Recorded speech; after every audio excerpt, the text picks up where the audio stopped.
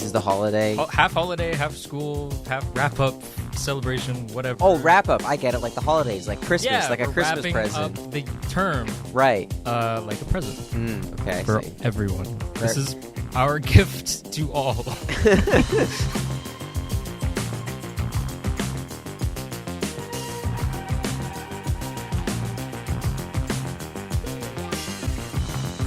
Hello and welcome to another episode of the Second Year Run Podcast. I'm your host, Wyatt Mason, and today, again, on another episode, we have Ethan B. Welcome, Ethan. Hello. Thank you for having me back.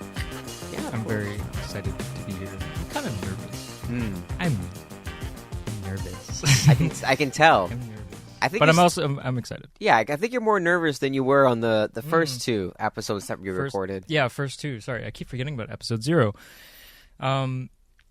I think I was kind of nervous the second time, actually. I was nervous the second time because it was the second time we were recording. Right. And I was like, damn, we're going to have to like go through everything we talked about again. But, it's okay. Fine. I think it turned out well. Yeah. Everyone seemed to like it. It for seems the first to be time. Also the most viewed episode, like, as well, too. Maybe just because it's the first one, but... that's probably why. I don't think there's any other reason. But, it just surpassed 100 views. Mm-hmm. Did it. That's cool. Yeah. That's neat. 100 people. 100. Maybe not 100 different people, but 100 people. Maybe it was like 50 people twice. Right. Or maybe it's like it's 50 people, but then each view because you have 2 eyeballs. Do you know what I mean? I don't think that's how YouTube works. Oh, okay. Well. But, So it's also basically like our last day. Mm-hmm, pretty much. Well, yeah your guys' is like official last day. You're in set C, and you guys wrapped up just today at SFU.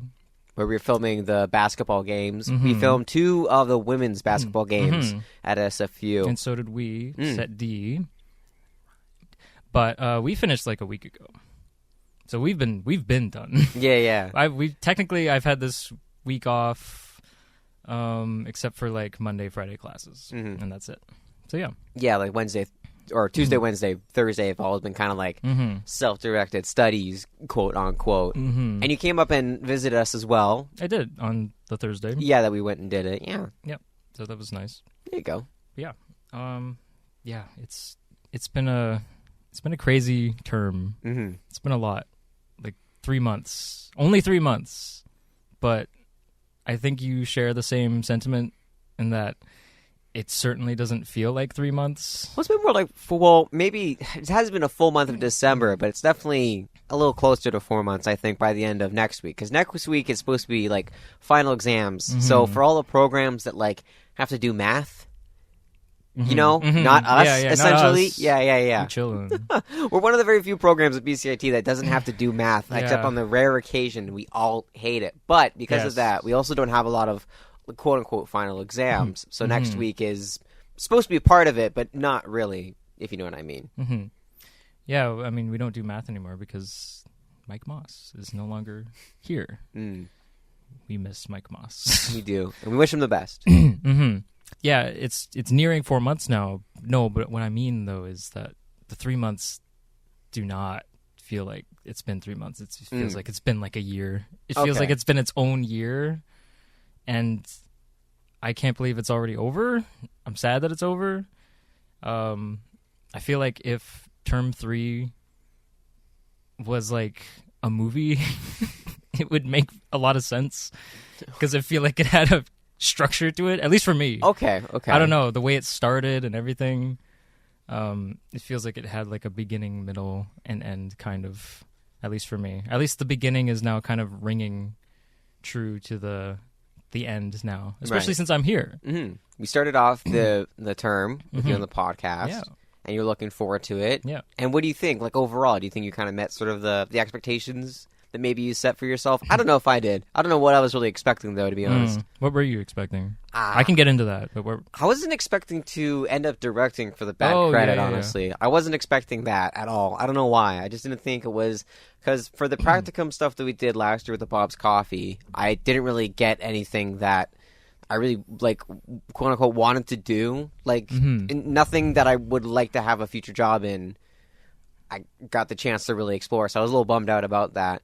And then with the bad credit, being able to do that and having a lot of say and voice and doing essentially what I want to do in the future, just making quick little short things, funny things with people that I like working with and have a certain amount of respect and creative agreement with. You know what I mean? That was really, really fun, but I wasn't expecting that at all. So I guess, and I'm also just doing these like SFU basketball games too. I wasn't expecting sort of like the workload going into it that like, I don't know why, but I feel like, I've been prepared for it in a weird way. I have this like certain thing where I can just like remember things, especially tech. I can remember. Yeah. So a lot of what we learned in like Studio One, I still remember from the practicum. I still remember from the beginning of this term. I remember, and then when we did up to the Mag Show, it was all still just like layering on the same foundation over and over again, and which is why I felt like I completely understood it. Yeah, and I wasn't expecting that.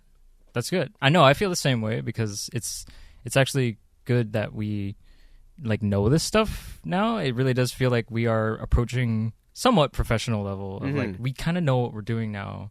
They trust us enough to like put a show into our hands and be able to actually do it and remember stuff. We still need help, but like, that's nice. That's a nice feeling.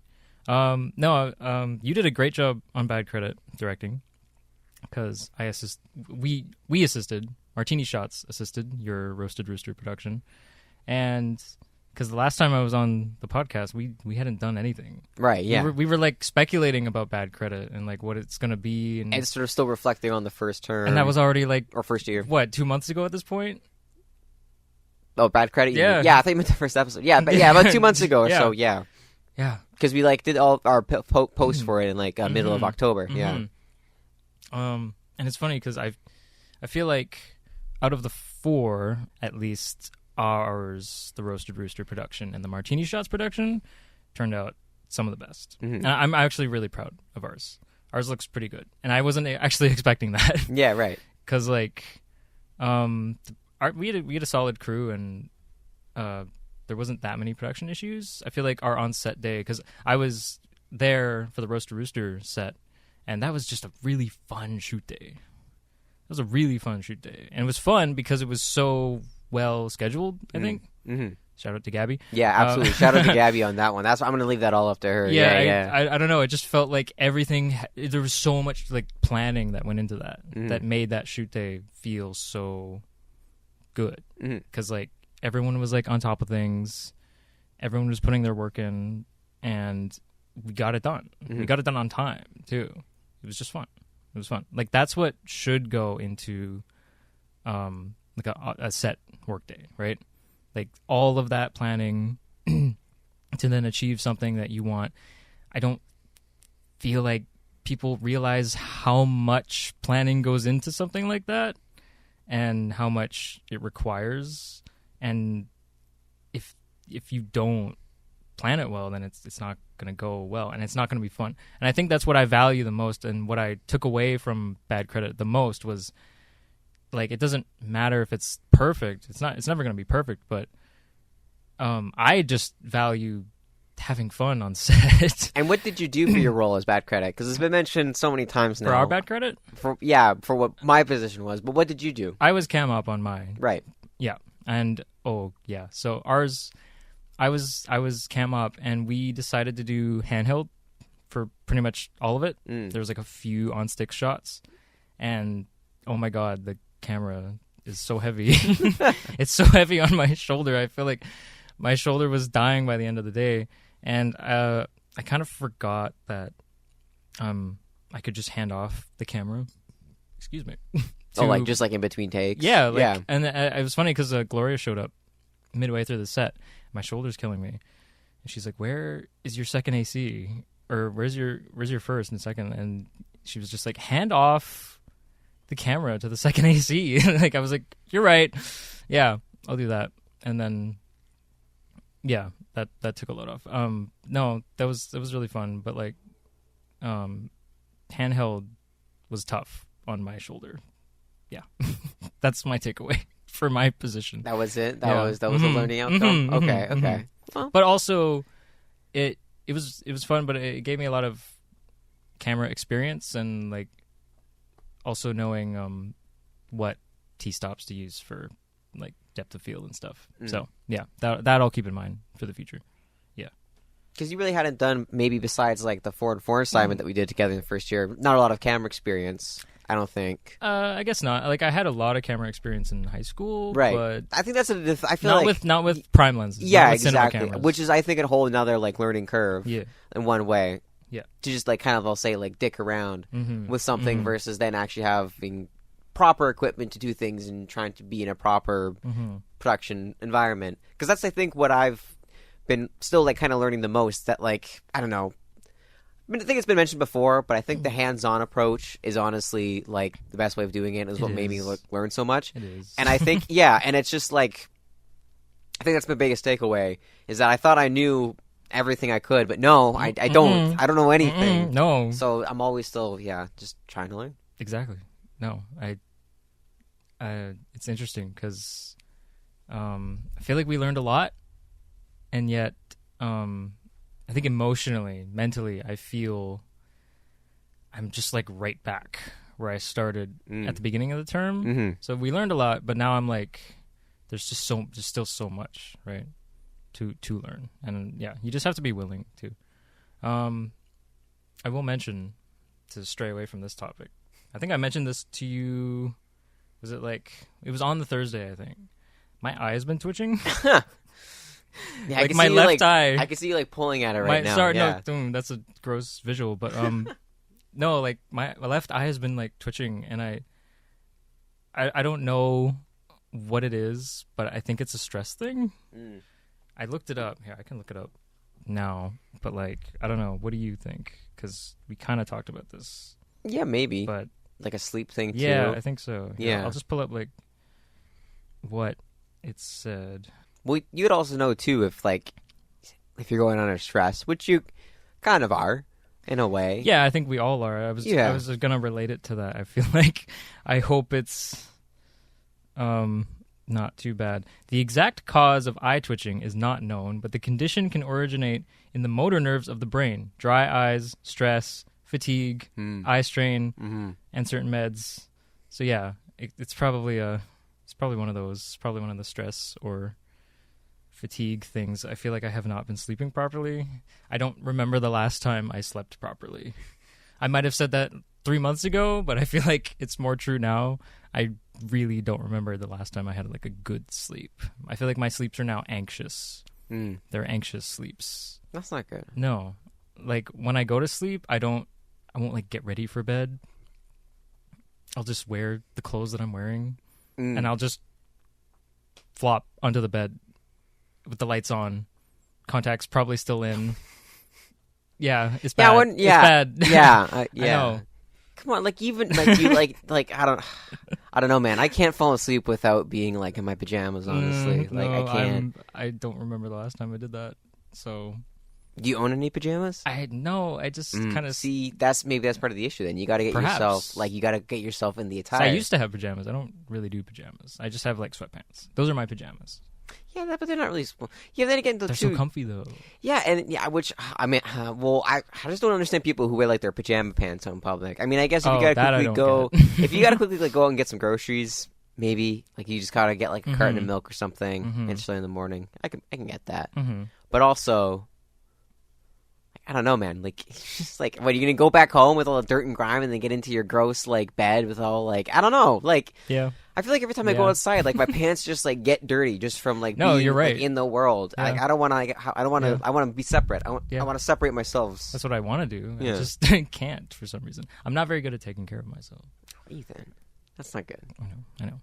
Yeah, the SFU shoot was fun because we actually got to go up to the mountain and just shoot some interviews on our own, and it was funny because I had like a little solo adventure myself going up there because I was the only one available to do B-roll and stuff. So my group goes up there on like the Wednesday and we film the interviews. And it was funny. There's a funny anecdote. Did you know SFU has a nap room?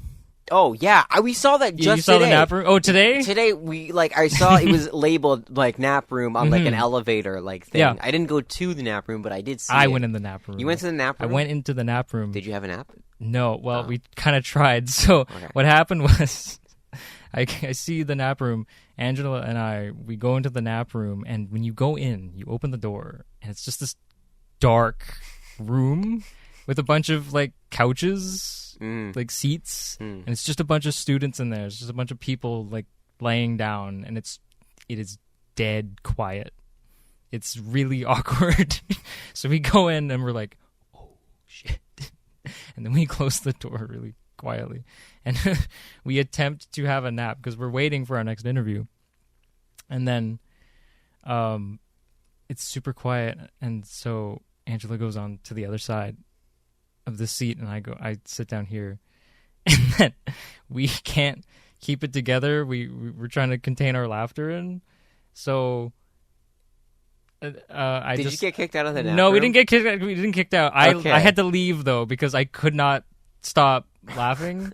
So I go over to Angela's side, and I'm just like, I'm just gonna sit down here. She looks at me. She's like holding in her laughter.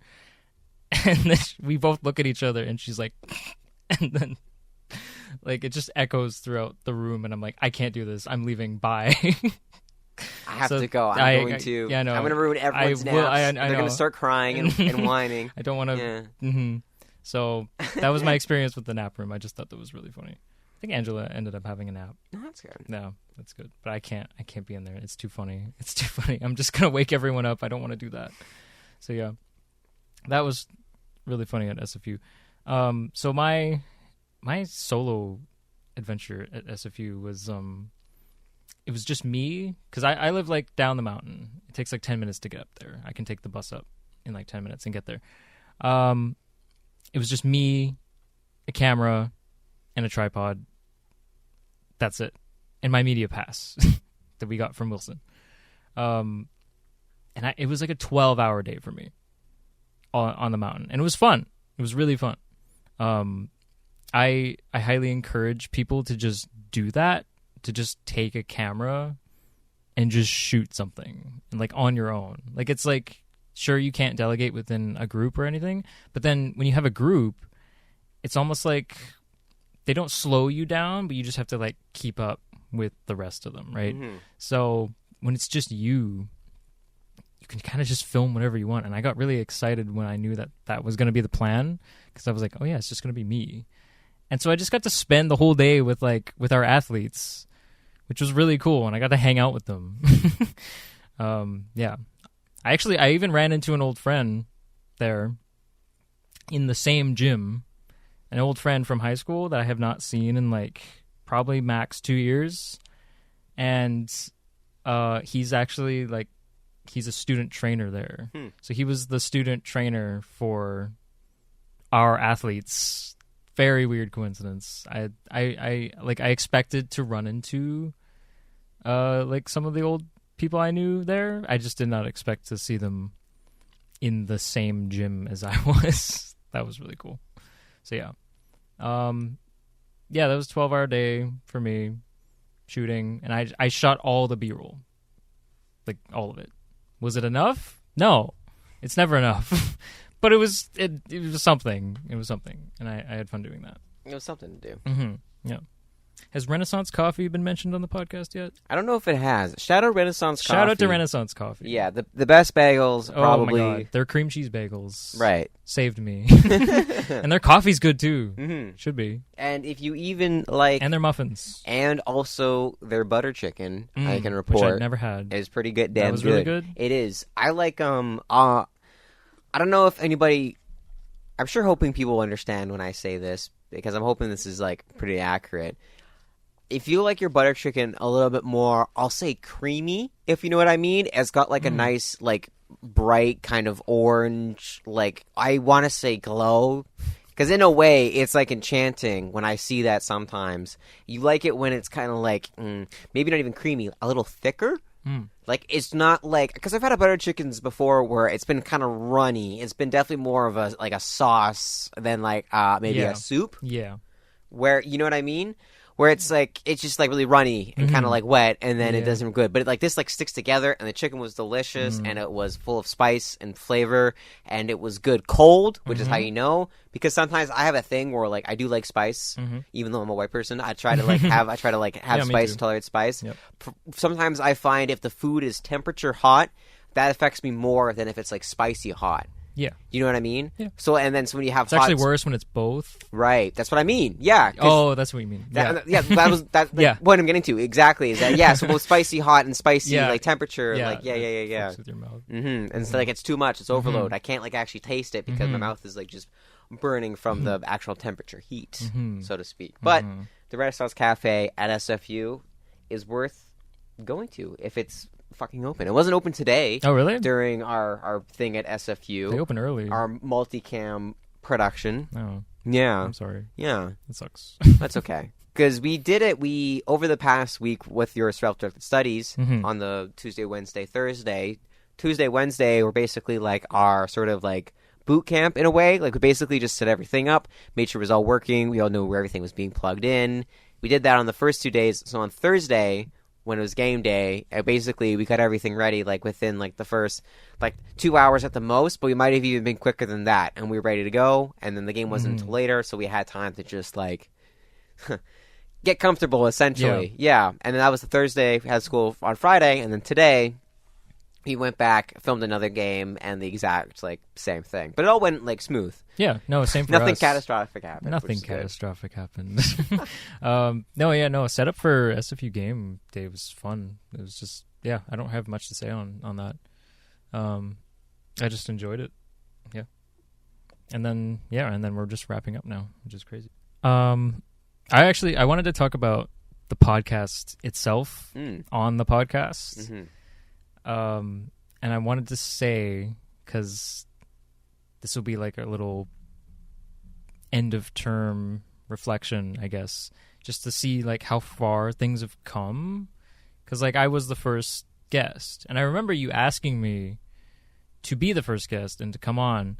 And it's not that I had like doubts about it. I was just very curious to see where this was gonna go, and I just know that if I were to do something like this, there's like no way I would have been able to like keep up doing this like every week. And I'm actually really impressed with how you've managed to do that. Like pretty much every week. Yeah. And it's really cool. I appreciate it. And I think the instructors appreciate it too, who are perhaps listening right now.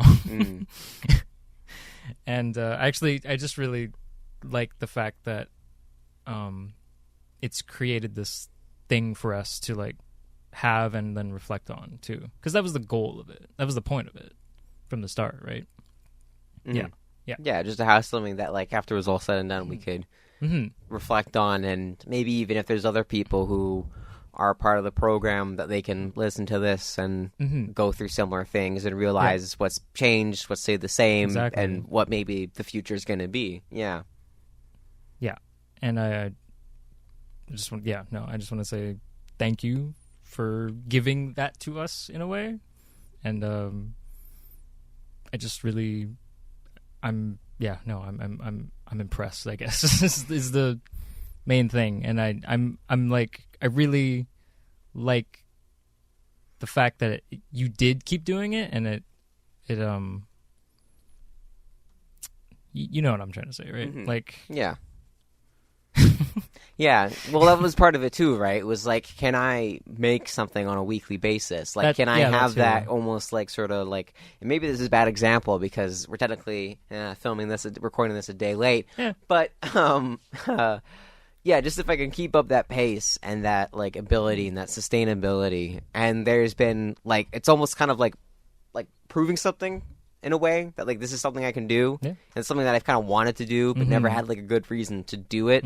So this seems as good a reason as any to try and make one of the most insipid and like easiest content to make. Like, like it's like, I guess so. Yeah, which is I think part of the fun of it too, right? Was that like trying to look at other stuff, looking at other things, looking at other examples, looking at the tropes, looking at the things people don't like, looking at what makes a podcast, and trying to reflect that and make it how I want to make a podcast is the whole reason why I want to get into like this industry in the first place. You see all these things that like people can do, and they do them. They just make them. It just happens. They have that ability to, you know, whether it's somebody who's making videos every week or every 2 weeks or a month or a year, and they're just putting this effort and passionate about it. You know what I mean? I think there's this thing that like just about celebrity worship in a way. Maybe this is totally not the right part of this podcast. No, go on. But like it's just like we give these people these platforms to express themselves, and they're fucking morons. Like, you know, like, and everybody listening to this podcast knows who I'm talking about. Yeah, like I know who you're talking about. Yeah, exactly. I'm not naming any names, but there's people out there who are born from money, born with these rich families. It's nepotism. They're fucking 20 years old and still in high school because they're just that like idiotic and unable to actually grow up and learn. And so they turn to the internet where people can feed into that ego and that narcissism because they're morons, and people want to see morons. Yeah. They don't want to see smart and intelligent people, you know, actually being who they are, smart and intelligent people. No, they want to boring. see exactly. It's not relatable. Yeah. I can't relate to someone who's smart and intelligent because I just don't feel that way. I don't relate to that person, but I can point and laugh at an idiot. And but then there's idiots that don't realize these people are idiots and then look up to them because they think they're good people, and they're not. And they're morons. And we allow this to happen again and again and again. These people come up and we feed into it. And that bothers me. And so I want to just like, even if this doesn't get to wider spread, I just wanted to like say that I can do something that these people can do as well. If these people can somehow do it, they can have these podcast studios with these big lights and their name is on a board, and because they just want to feed into that. They just want to feed that into that narcissism about them. They want to see their name in the bright lights because that's what they believe they deserve. I think that's also the reason why, too, this podcast never had any video, because it was never about showing my face. No. It was never about me or any of my guests being a face and necessarily being a personality. No. It's about being a person. Yeah, like I said, it was for us to have this little time capsule to exactly reflect on. Exactly. Yeah. And that's why, too, a lot of times I haven't really been mentioning, like, extremely topical events. Yeah. Like, it's been come up in passing, like, I'm pretending on, like, whatever movies and events, but there was never the idea of this to be a specific date in time, as in dated. Yeah. In time, that you can look at this. If this is there's a concert going on in Vancouver right now that's coming up at the end. This is an era. You know what I'm saying? It certainly is. This is an era, and this isn't supposed to be 2024 dated, exact, stamped. Wyatt. Yeah. Oh shit. Sorry, I ruined that. But yeah, no, that's just how. Yeah, that's just how I feel, and I want to just be able to kind of. I think people only ever do things to prove things to themselves, that they're able, that they're capable, and that's what this is to me. I think that's fine. I don't think there's anything wrong with that. Yeah. You know, why not try to prove something to yourself, I guess. Who else are you going to prove it to? Yeah, right? Yeah. Nobody else cares. Yeah, exactly. I've seen the numbers. Exactly. Like, there isn't, The 5 views are just the instructors. Yeah, pretty much. They're just they're combing through the video just to make sure that I haven't said, like, anything bad, too. Yeah. They're being like, all right, okay, we know this guy's talking about this. We have to pay attention to this. Yeah. Anyways. Yeah. It's been really 1 week since, sorry. Yeah. It's Christmas. It's been a really packed 3 months. Yeah. How do you feel about next term? It's going to be okay. It's going to be okay. Yeah. Yeah. I guess everything's going to be fine. Yeah, something I kind of want to mention about the pad credit too, but like I'm considering that to be like my. Yeah, you mentioned. Yeah, I'm considering this to be film. Yeah, my short film. And what I meant by that was because me and Jason and Haley and Cecilia and Joey and Matt and Kieran and Dimitri and everyone, we're gonna do great work on our production. And be the best that we can, right? But like when it comes to sort of like creative control, that was like, that's like the apex right there. That was like I said kind of earlier, that I was bouncing around ideas. We were able to make something that truly felt like, I hate to put it this way, this may sound a little egotistical, Wyatt's bad credit. Like, I don't want to, like, that's not how I'm going to, like, put it up or anything, but, like, that's what that reigns to me. That feels like something that, like, I just made with everyone else, but that was something that I felt like, because I was working on the script through that, I was working on all the storyboards and everything through that, and so it is, and Josiah and everyone on the back credit too absolutely put so much effort and thought and patience and care into it, and passion for it as well too. Like from everything. Once again, Kieran with the set deck, what he came up with for our props and like decoration was amazing. It was great. He did a great job on it. But like part of that was still like somewhat because of me. Like that really felt like this is the energy I'm going forward with into the short film, is that like I understand that I'm not going to have that same, this is Jason's script and his like somewhat writorial vision, and then his editorial vision as editor on the project, and my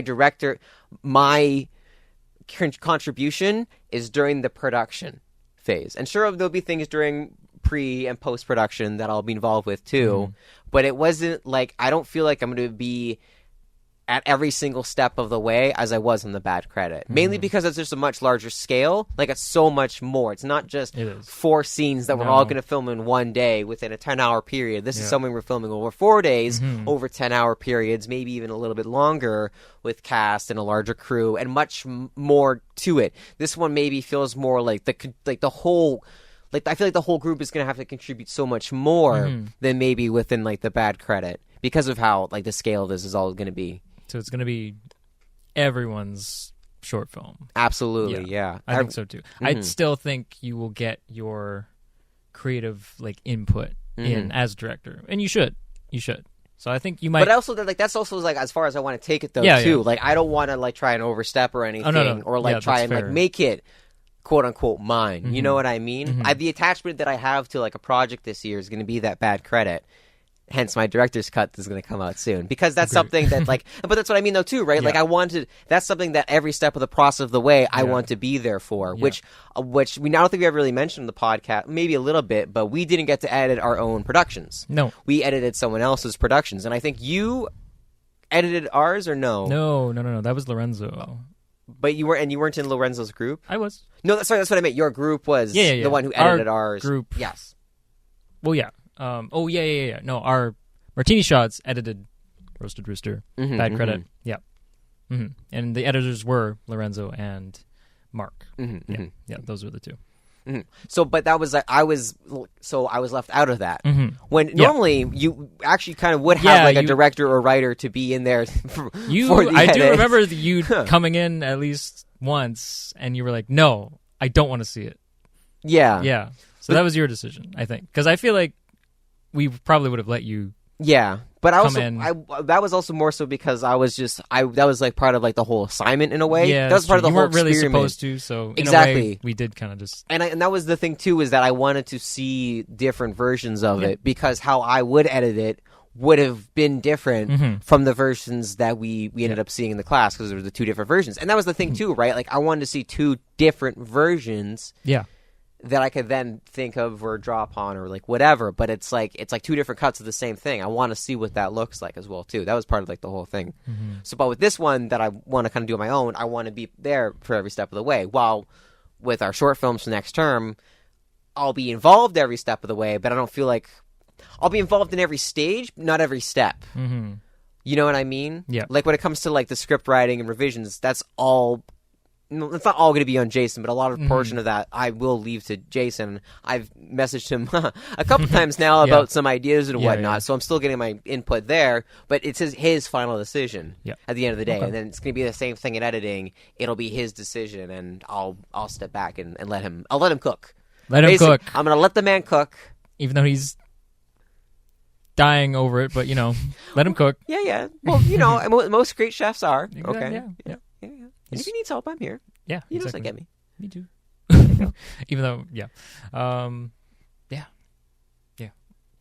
just, I think I'm just happy with like how the podcast has turned out so far, and I'm excited to see what happens next term too, because you're going to keep doing it, If you have time. Yeah. Which you I've been able probably to do it so far. Yeah, we'll see. I don't know. People seem to usually have time on Fridays. Yeah. It seems like. Yeah. I think that's also why I usually reserve like Fridays for the podcast recording. No, that's a good idea. That's a good idea. Yeah, right. We'll try to have good ideas. Yeah. So the year is wrapping up in a few weeks, and we have heard rumors about the Switch 2. And it has not come out this year. No. Like some people thought. I actually thought it might have come out this year, but no, that's probably slated for next year, maybe probably next year. My thing with Nintendo consoles is I don't know whenever the hell they're actually going to come out. I don't know, because they can support those things for like years, honestly. Well, there is like a pretty consistent lifespan though for each one though, because like it's usually about 5 to 6 years. Yeah, always. I think this is kind of an exception, probably because it's like a hybrid console. So I think the NES was like 6 years when it first started, and then Super Nintendo was also about 6 years. 5 years. Yeah, 5 years, 6 years. And 64, 5 years. They were all 5 years. GameCube was 5 years, and then the Wii was 6 years. I guess because it was one of their most popular consoles, and then they just wanted to push that. And then the Wii U was 5-ish years. Barely. It was like 4.5. Yeah. 'Cause they were just like, this is not working. Fuck it. Get the Switch out as soon as possible. And then the Switch so far has been 7 years now. Yeah, it's like almost longest. 8 years. Yeah. Probably, like I said, because it's a handheld. And their handhelds, the Game Boy lasted forever. Yeah. Game Boy Color. And then Game Boy Advance, not too long, but it kind of surpassed the DS in a way. And then the DS went forever, and then the 3DS, same, almost 10 years. And the Game Boy Advance was like an important stepping stone as well, too. Between, like, you couldn't just go from the Color to a DS. Like, that'd be going from, like, an NES to, like, a GameCube. That would blow people's minds. Yeah, exactly. Like, it would have been too much. Yeah. And then the caliber of games that came out on the Game Boy Advance, incredible. Like, amazing games. No, the Game Boy Advance is incredible. Like, it's like a Super Nintendo in your hand. Yeah, exactly. Plus more because it was technically 32 bits. It wasn't like held back, and it was also like, and the Game Boy Color as well has a lot of like pretty like good games on it. Too. The original Game Boy, but like I think the Game Boy Color was at most, I think it was at least an 8-bit console. It was. Yeah, because the original Game Boy was 4 bits, I think. No, or was it also both, 8-bit? They were both 8 bits. Okay. Yeah, but still, like, going from an 8-bit console to like a 32-bit console or a handheld. Sorry. Which is even crazier, too. It is pretty crazy. They never had a 16-bit console. But then the Game Boy Advance is also crazy because you have the entire library of Game Boy and Game Boy Color and GBA. Yeah. Plus all the Super Nintendo ports that they did to the GBA. Yeah. Insane. And then you have the DS, which it was funny because they released the DS in like 2004, which is like the GBA was still like pretty popular during that time. And they released it because they didn't think it was going to be a success. Yeah. And it ended up becoming one of the best-selling consoles of all time. And I think the reason why, honestly, to be completely honest, is Mario Kart DS was one of the best Mario Kart games. Like, I think that was... I grew up with that game. Well, and this is the thing, used to play it in the car I all the got time. my Game Boy Advance in 2004, I'm pretty sure, because I remember the next... the daycare that I went to, when I got my Game Boy Advance, there was a kid who had the original DS. Like that next Never had an year. original. The original gray, yeah, I know. with the 2 buttons at the top and the weird power ugly button. design. Because it's because nostalgic, I saw but it's that like, as that young as a kid, like that stuck in my head for so long. But the game that he had that made me, I just got a Game Boy Advance, but I immediately wanted DS because of Mario Kart. Yep. And that the two things that Nintendo has not let go of, because it is the thing that sells their consoles, is Mario Kart and a touchscreen.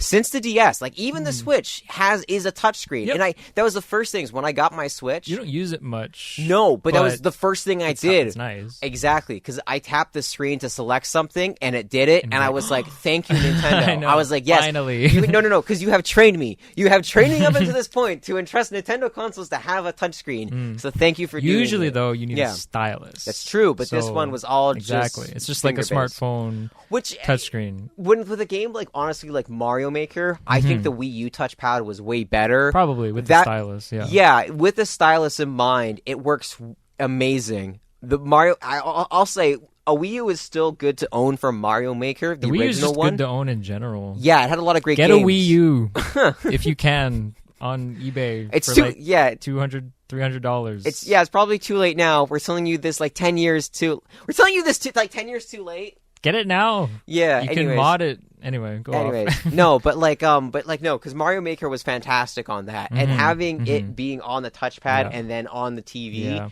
was what made that. Because playing Mario Maker 2, I was looking forward to that game. It was not the same on Switch. It just wasn't. It just did not have that same. I always knew it wasn't going to be the same. Yeah, I have it, but I don't really use it. I have a lot of good memories playing Mario Maker on Wii U when I was like 12. It's good stuff. Yeah. But what do you think from like we were kind of saying this too the other day is that like from the only games they haven't really brought out from the Wii U onto the Switch was the Zelda remasters, the HD remasters of Wind Waker and Twilight Princess. Yes, and I want my Zelda 3D All Stars. Me too. Nintendo, maybe on the Switch too. I'd kind of hate if it was on the Switch too and not on the Switch because like that's a pretty like there's a lot of Zelda games in that library that I would love to be able to just add those two into that and then keep that all on that kind of hardware and modern system, so I don't have to rely on like emulation or buying overpriced GameCube games that really aren't worth it because fuck it, Dolphin works pretty well in my opinion. True, and you can probably just wait for them to come out on the Switch anyway, and most of them are on the Switch anyway. I'm really excited to play Thousand Year Door this holiday because I'm going to get it, and I asked for it. Do you think like that might end up? Do you think that like those Zelda games might end up being like something on a Switch too? What do you think they would have to? Either just before the Switch 2 comes out, so hopefully yes on the Switch, but then I feel like at that point they have to. I want Ocarina of Time, I want Majora's Mask, I want Wind Waker especially, and my favorite game of all time, Twilight Princess, on one of my favorite Nintendo consoles of all time. That would be nice, Nintendo. I hate to say it. I think I've told you this.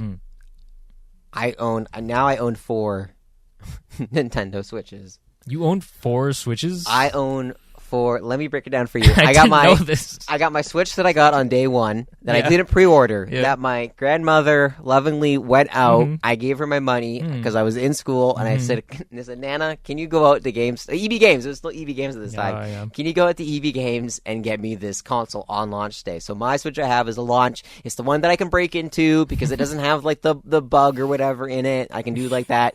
So I have that Switch, and I love that Switch. I played the shit out of it. It was getting bad enough. I can see the battery is starting to expand a little bit because the case is like coming out. It's fine. It works. It's okay, but I can see that. Then I got the Switch version 2 with the Mario 35th anniversary, whatever it was, red Nintendo console with like the special dock that was the same color as the Switch and the blue Joy-Cons. I got that one. I played that one quite a bit. And then I got the Tears of the Kingdom Switch OLED.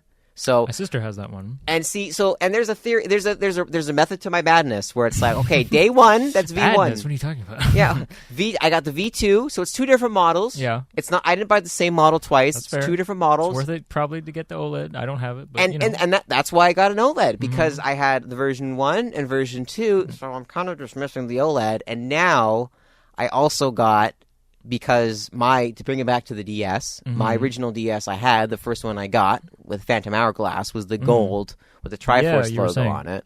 And so I got with Echoes of Wisdom, they had a Switch Lite that was gold with a Triforce on it, and I was like, okay. and I bought caved. Yeah, I caved. So I have 4 Switches. Nintendo owns our wallets. They specifically own mine. Yeah, and I hate to say it. No, I hate a lot to of our wallets. Yeah. Yeah. I'm sure there's people that are probably going to judge me a little bit but I don't care. I'm sorry. I'm not judging. No, it's just surprising. I didn't know. I mean people listening. I mean people. Whatever. But that's what I'm saying is that like I'm not that worried about it because like you know what? Honestly, the amount of fun and joy and just like if it makes you happy. Yeah, they're great. They're great consoles, and I'm glad to have. Yeah. I'm glad that the Switch has lasted this long. Oh, me too. I'm glad after it is probably my favorite Nintendo console next to like Super Nintendo as just Yeah. And just in terms of what it can do and its functionality, and third party on it, like it had pretty good. It had better support than the Wii U. Oh, the problem was that nobody knew how to like optimize. That's the problem with game development too, is that nobody knows how to optimize games anymore because we're given so much like hardware. You say anymore, but it's just like it's kind of always been like that, kind of, especially for the PS3. Well, the thing is, though, is that you look at like a Nintendo 64 game and you see all the neat programming tricks it does. Like with for example, I think it was mentioned before on this podcast, but Mystical Ninja starring Goemon, they do the classic technique of like having having such a limitation in data that instead of making a full sprite instead of making a full 3D model of a tree to put in the background, that would take up polygon space, it'd take up hardware space, it'd take up processing power, it'd take up so much. Instead, what they have to do is they have to make a sprite, so a 2D object in the 3D plane. For those of you who do Max assignment, like when you take like a composition, you put it in like a 3D layer. That's a sprite. That's essentially a sprite. And now imagine they cut the sprite in half, so they're only. It's half of a full sprite, and what they do is that they double the image, they duplicate it, they reverse it. So what the actual sprite is half a tree, right? But then they duplicate it, so it becomes a full tree, and then they have to billboard that and mimic this. And this is what this game does because it's such a limitation, and it's kind of ingenious. Yeah. It works, and you get exactly what it's supposed to be. It doesn't need to be a full 3D model because of the limitations. But now you can just have these like graphical excess of games where it's like, sure, it's got realistic hair physics, but does that fucking matter when it's like I have to wait 3 hours to uninstall a game and then reinstall the game that I now want to play? Yeah. Like Red Dead Redemption 2, for example. I love that game. Yeah. That thing is a fucking whore with memory. Like, it takes up so much space on my console. That's true. Anytime I want to play it, I have to just re-download the game because I don't have enough space on my console. With pretty much all modern games. Like, and that's what I mean, how too. Big any Call of Duty game is now? It's like 100 and gigs. Because they don't have to worry about it because people can afford the space, I guess. I guess so. But like once again, growing up in those early 2000s of like the original Xbox. Yeah. First of all, the original Xbox being one of the few consoles to actually have built-in memory. Like with your PS2s and GameCubes, you were relying on external memory cards, which is basically like an SD card but formatted for those specific consoles to save data. The original Xbox had a built-in memory, and you can save a fuck ton of games on that console. There's a bunch of games that I got because I got that console secondhand, but I still had it. I still grew up with that console, but then it was basically given to me at a certain point. So there's a bunch of games that I've never played, but there's still save data for, and there's a bunch of other new games that I've played on it because it has the memory. And it's like, it's crazy what that console can do. And now I try to play a game on my Xbox, and I'm trying to have to like play Tetris with memory. Like, it's crazy. I don't know. Yeah. Anyways. Yeah. No, you're right. It's like Nintendo's still so good at optimizing their games. Yeah. That's why a game like Luigi's Mansion 3 looks amazing. Or Mario Kart 8 Deluxe. And it's just they continue to thrive in this business and make like masterpiece level, just like AAA games because they know how to optimize, and two, they know what to focus on. Obviously, they focus on like gameplay first and just fun second. And they don't care about graphics. They care about it's really just comes down to art style at this point. Like, we've reached a point where technically we don't really need to advance that much farther. I think I saw something too that the new like the PS5 Pro now just like doesn't run games, and like it runs games better but they look worse or something. I don't know. It was like something to do with like the added ray tracing hardware component, and if you turn it off, and then it works fine. It's just so stupid. Yeah, so I think we've already reached a point where technically we have like the horsepower to make great games. Like, you don't even need all that to make a good game. Obviously, there's been good games since like 40 years ago, but like since like the Atari, since Pong in like 1972. Sure. Yeah, you don't need that. It's just the focus needs to shift away from graphics to gameplay, fun, style. I think exactly. That's what I mean by like art style. Yeah, exactly. I think something, because I've always thought about this, is that like pretty much with like the Xbox One and PS4, I've always been like, how can games look any better? In my opinion, they haven't really looked any better. Even arguably, I since, can't like, tell the difference 3 between a Xbox PS4 game and a PS5 game. Yeah, not really. That's but the other thing that I think, though, that what the advancement is going to be is in shaders and like I'll say particle physics, but I'm more speaking of like hair. like physics. 'Cause that's what I've seen. Like shaders, they're so fucking insane. I don't know how these programmers do it. That's the ingenuity that I want to see on display more. Or even like a game like Ratchet and Clank Rift Apart, where they're like going through these rifts and then instantly the world is changing like around them, like with no lag, no downtime, but they're able to like quickly load in assets and like deload them and or whatever it is. Like I'm not sure if I'm using the right verbiage here, but they're able to do a lot of stuff technically that's really interesting to kind of see. And I don't know which games specifically that have had really interesting shaders where they mimic a 3D space by shading. Like I don't know how they do that. It's incredible. Or like if you ever see like mirrors in video games, like I'm always like amazed by them. Yeah, but that's what too. I mean though too, is like it's this weird like shader that they use to like reflect the map or whatever. Like it's crazy. Yeah, but I don't know like how they do that. yeah, and I think that's where the optimization is maybe lagging behind. And same thing with particles, like with hair physics. I think that's like the advancement people want to see, because for years and years and years they've always been rigid plastic. Yeah. You know what I mean? Like that's just always what it's been. But now we're getting to a point that we can have, like, as you're running, your character's hair will actually react to essentially the wind and then the world around them. Yeah. Which I don't feel is necessary unless it like has something to do with the gameplay, right? We can just have plastic hair. It's fine. Yeah. I don't care. I really don't. I don't know. I think though, because of that, you also have to think about all the lighting that goes into it. Because as the light goes through the hair, it's going to be that what is it, subsurface scattering or whatever it is, the way the light diffuses. That's the other part of it too. That I think like really that's what's going to be the enhancement as the years come. Like in a game like Mario Odyssey, you can even see that too with its design. That like Mario's hair isn't like really moving, but the it's texture. Exactly. There's a lot. Yeah, no, there's a lot of fine details in that game. But then I was gonna say too, with the technological advancement and even the Switch 2 coming out, hopefully soon, that just look at what Nintendo's been able to do with the Switch for 7 years. And make games look great. Like, just give Nintendo a PS4 level console, even, and see what they can do. Like, that's all they need at this point, right? And like, I would love an amazing Mario Odyssey sequel. Yeah. Which I'm sad that game never got any DLC for. I think we definitely missed out on an Isle Delfino DLC and a Bomb Battlefield DLC. I would have happily paid for that day one. Perhaps until they come up with a Odyssey sequel, maybe on Switch 2. Yeah, maybe we'll see. So yeah, maybe Switch 2 will be certainly it's going to be more powerful. Yeah, I think it'll be everything Nintendo needs, and then they can just continue making good games. I hope so. To that level, they'll have that like power, right? And they'll just be able to make. At that point, you don't really need to go any farther than that. Really, I don't know. Nintendo's always really innovative, though, so they're always gonna do something unique and crazy. So we'll see what they do. Yeah, it's good that we're talking about games and stuff around this time, because that's usually what I just get during Christmas time is just games and stuff. That's all I got this year. Paper Mario, Thousand Year Door. I'm excited about that. Echoes of Wisdom, like you mentioned. Yeah. I'm looking forward to it. Yeah. Well, thank you for coming on this episode. You're welcome. Of the podcast. This is good. This was a great discussion.